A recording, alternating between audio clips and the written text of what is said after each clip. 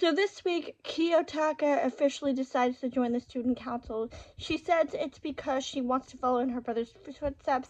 Honestly, I don't really remember her brother. I've kind of started and stopped the series at certain points because it's never really interested me that much until the season introduced the spy. So I'm sure he was introduced at some point. I just don't remember. But the real reason she wants to join the student council is because she and Ayano Koji think that the student council president is the reason that Ayano Koji is being targeted. I know from reading ahead that it's somebody else, but it's a logical choice, honestly, because he does have a lot of power and influence.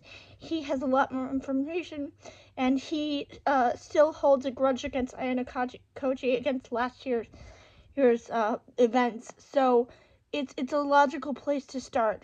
But that's where we're at with her. We also get she reveals that Ayano Koji is a genius to the rest of the class. They are rightfully angry because this basically means that he's been lying to them the entire time he's been there. Now, the one thing that baffles me is that he doesn't. They're not mad about it permanently.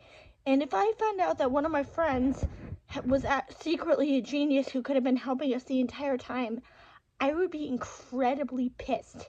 Like, incredibly pissed. You mean to tell me that you knew that our grades were suffering because of you, and instead of doing anything about it, you just decided to sit back and let us suffer, knowing full well that if we failed, something happened?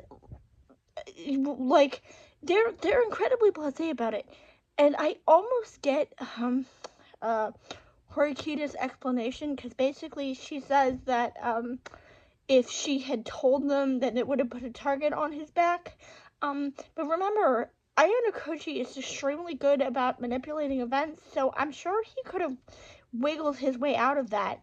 And people have been putting a target on his back anyway, so I don't know if I buy that excuse or not. And I'm shocked that anyone else buys that excuse. They're like, oh, yeah, okay. And at one point he's like, oh, I'm sorry, I lied to you guys. And they're like, well, we're mad, but, it's fine. We get it. I'm like, okay, that seems very weird. And that's ultimately the problem with this show, is that there's no stakes. Everything just gets resolved with a hand wave. And what stakes they do introduce are never defined. We know that something will happen if the students fail, like expulsion. What does that actually mean for them? What does that actually mean in terms of character development? What does that actually mean in terms of the outside world? Like, what consequences are there for this? The show never goes into it.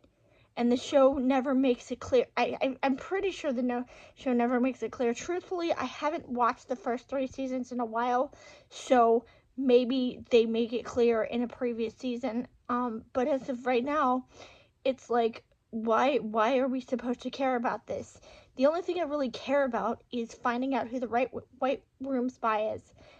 And I have a feeling that they're just going to introduce themselves. Like, we know it's somebody we've already met, and I have a feeling it's somebody in Ayano Koji's friend group, because the SCP, well, a logical choice, he hasn't had a lot of interaction with Ayano Koji, so he has no vested reason to hate him permanently. Yeah, they say he's mad about last season, but especially now that they all know he's a genius, one of the friend groups has a lot more reason to be pissed off at him and say, you could have helped me. You could have done something about my grades, but instead you sat back and watched me fail over and over and over again. I don't entirely remember what the new test is.